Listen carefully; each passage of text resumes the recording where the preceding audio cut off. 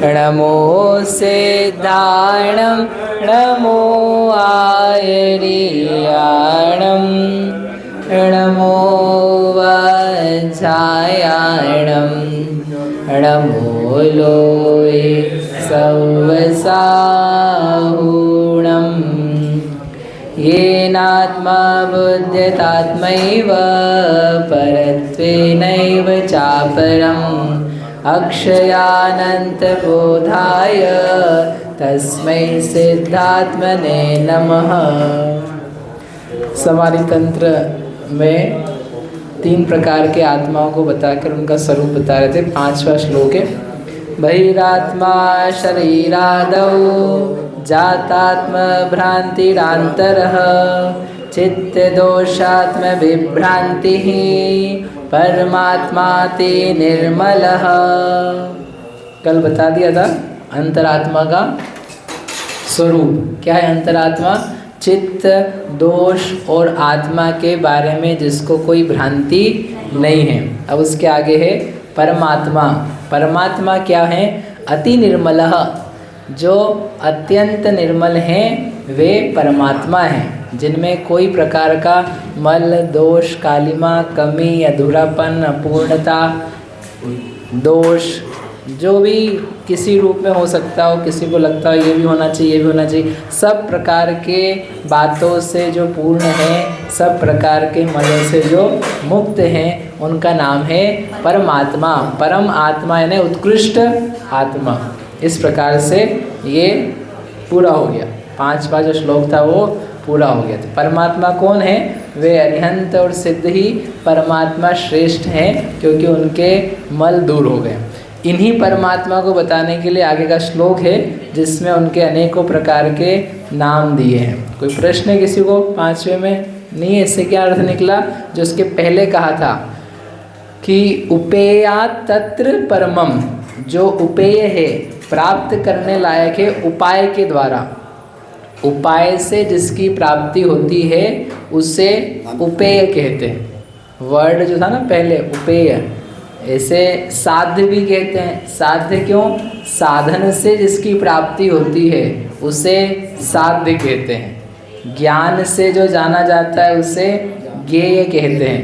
ऐसे उपाय से जो प्राप्त होता है उसे उपेय कहते हैं। तो ये जो परमात्मा अति निर्मल है, स्वच्छ है, बढ़िया है, ये प्राप्त करने लायक है, तो ये उपेय हैं। तो प्रश्न होगा उपाय क्या है? तो उन्होंने क्या बोला था? मध्योपायात, जो मध्य अंतरात्मा है वह उपाय है। इस अंतरात्मा रूपी उपाय से परमात्मा रूपी उपेय की प्राप्ति होती है, अर्थात अंतरात्मा बनना चाहिए। इसलिए 6 ढाला में अंत में फिर था 3री ढाल में आत्मा के स्वरूप के बाद बहिरात्मता हेय जानित जी अंतरे आत्म हुजे परमात्म को ध्याय निरंतर जो नित्य आनंद पूजे। बहिरात्मता हेय जाने, बहिरात्मपना हेय है, इसको तजी, इसको छोड़ करके अंतरात्म हुजे, अंतरात्मा होना हो करके परमात्मा को ध्याय, परमात्मा का ध्यान करते करते स्वयं परमात्मा बन जाना चाहिए। बनना है कि नहीं बनना है वो आप समझ लेना। चलो अपन पढ़ते हैं 6वें में है। हाँ दोनों सभी प्रकार के मल से है। हाँ, अरिहंत भगवान अभी शरीर रूपी मल से युक्त है, फिर भी परमात्मा निर्मल है। भाव कर्म और जो घातिया कर्म हैं उन मल से मुक्त होने से वे सकल परमात्मा है। और सिद्ध परमात्मा पूर्ण रूप से निर्मल है। तो वो दोनों ही लेकिन क्या कहलाते हैं? परमात्मा। जिनको अपने मोह राग द्वेष से पूर्ण रूप से मुक्ति हुई, अज्ञान से मुक्ति हुई, तत्संबंधी जो मल था वो उससे रहित है, इसलिए परमात्मा कहलाते है ना। दोनों प्रकार के परमात्मा कहें, सकल परमात्मा और निकल परमात्मा। अभी अपन ने पढ़ा था ना, सकलात्मा तस्यै नमः।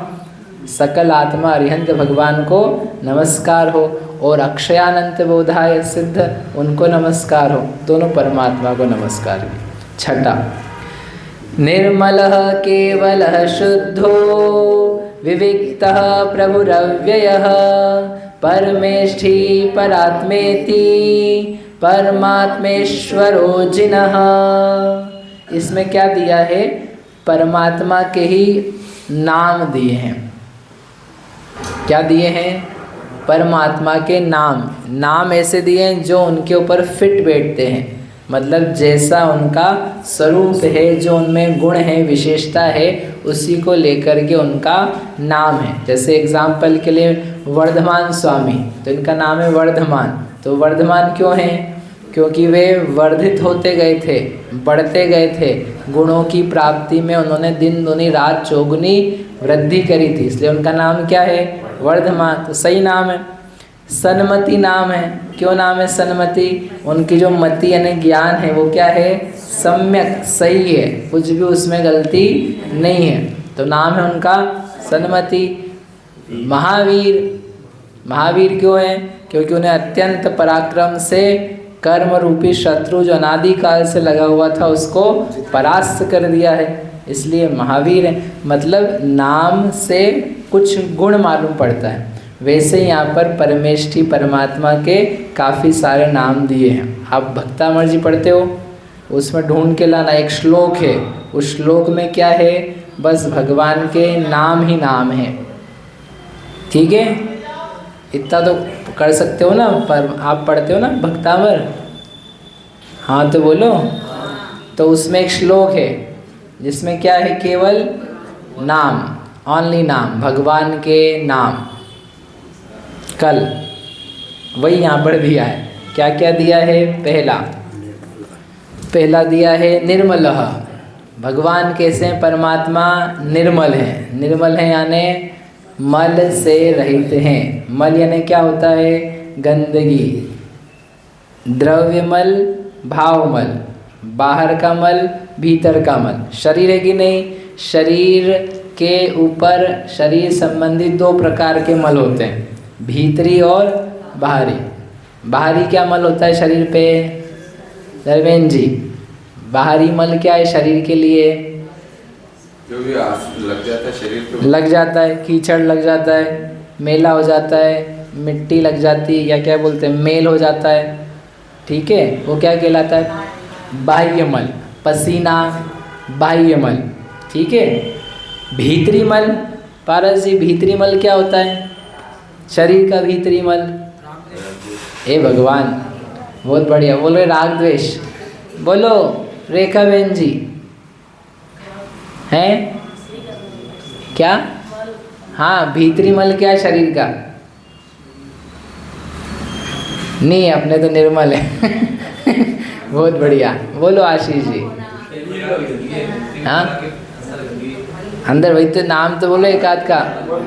मल है, मूत्र है, रक्त है, पीप है, मांस मल नहीं है, मांस तो शरीर का पार्ट है।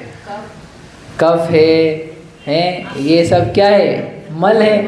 भीतरी मल है और बाहरी मल है।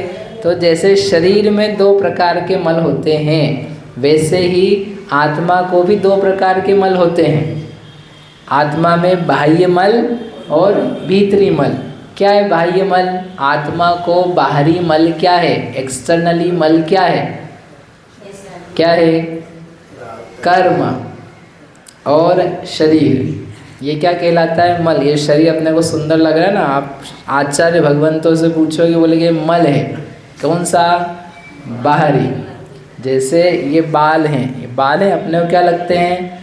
सुंदर लगते हैं। लेकिन आप शरीर विज्ञान से देखोगे तो क्या मिलेगा? बोले ये मल है। जो शरीर में कचरा इकट्ठा होता है उसको निकालता है तो क्या बनता है? बाल बनता है। शरीर का स्वभाव नहीं है ये, मल के रूप में। नाखून है, नाखून, नाखून को क्या मानते हैं? मल। तब तो नाखून आ जाए, बाल आ जाए आहार के बीच में तो क्या मानते हैं? अंतराय, क्योंकि ये मल है, इसको ठीक नहीं माना था। लेकिन क्या करें, अज्ञान में क्या मानते हैं? इसको भी सुंदरता मानते हैं। ऐसे के ऐसे आत्मा तो क्या है? निर्मल। लेकिन ये शरीर क्या है? उसके लिए मल। जिसको संसारी अज्ञानी सुंदर अपना स्वरूप मानता है, सुंदर मानता है, वो एक्चुअल में क्या है? मल है। कर्म क्या है? मल हैं। कौन सा मल है, भीतरी की बाहरी? बाहरी। बाहरी क्यों बोल रहे हो? क्योंकि आत्मा में नहीं है, आत्मा से अलग कुछ चीज़ है। ठीक है। फिर एक है भीतरी मल, आत्मा का भीतरी मल, भीतरी गंदगी। वो क्या है? वो है मोह राग द्वेष। यहाँ पर आकर के आप बोल सकते हो मोह राग द्वेष हास्य पाप काम कषाय, ये सब क्या है? मल, भीतरी अंतरंग मल। अंतरंग क्यों? क्योंकि आत्मा के परिणामों में है। जैसे मल भीतर जो था वो शरीर के साथ में ही अंदर है, वैसे ही आत्मा के भीतरी परिणामों में क्या लग गया है? मेलापन लग गया है, इसलिए उसको बोलते हैं अंतरंग मल। जो दोनों प्रकार के मलों से मुक्त हैं उनका नाम है निर्मल, स्वच्छ, साफ। जिन्होंने शरीर रूपी मेल को भी दूर कर दिया, कर्म रूपी मेल को भी दूर कर दिया, और राग द्वेष मोह परिणामों को भी दूर कर दिया, उनका नाम है निर्मल। मतलब एक आत्मा ऐसी जो बिल्कुल साफ है। इसे कहते हैं एक घर ऐसा उसमें कोई गंदगी नहीं, इतना साफ घर देखा हमने, जमा जमाया, सुव्यवस्थित, हर चीज़ हर जगह पे बराबर है, तो उसको देखने में कैसा लगता है? क्या बढ़िया है, कितना अच्छा है। और एक अस्त व्यस्त गंदा कोई सा भी हो रहा तो उसको देख के अच्छा ही लगता है। तो कोई आत्मा ऐसा है बिल्कुल स्वच्छ, उसमें कहीं कोई किसी प्रकार का परमाणु भी गंदा मेल का नहीं है, भीतरी बाहर हर प्रकार से। तो उसको देख करके कैसा लगेगा?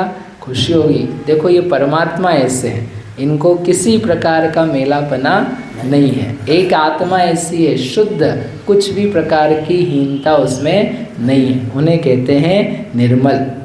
ये जानने के लिए कि ऐसा कुछ हो सकता है, अपन केवल कलश नहीं करते रहें, ये निर्मल हैं, कुछ पवित्र महान व्यक्ति हैं जिनके पास हम आए हैं, तो आपको भावना जगेगी विशुद्ध। और एक ऐसे ही अपना काम करना है तो कर लिया, तो वो वैसा नहीं आएगा, क्योंकि हम तो अपना काम कर रहे हैं, और आपको लगेगा हम किसके पास आकर के खड़े हुए हैं, कि जो एक बहुत निर्मल स्वच्छ आत्मा है। इस प्रकार से और भी आगे आएगा, अपन कल करेंगे। तो परमात्मा के नाम में पहला क्या है? निर्मल। मतलब महावीर भगवान की जय।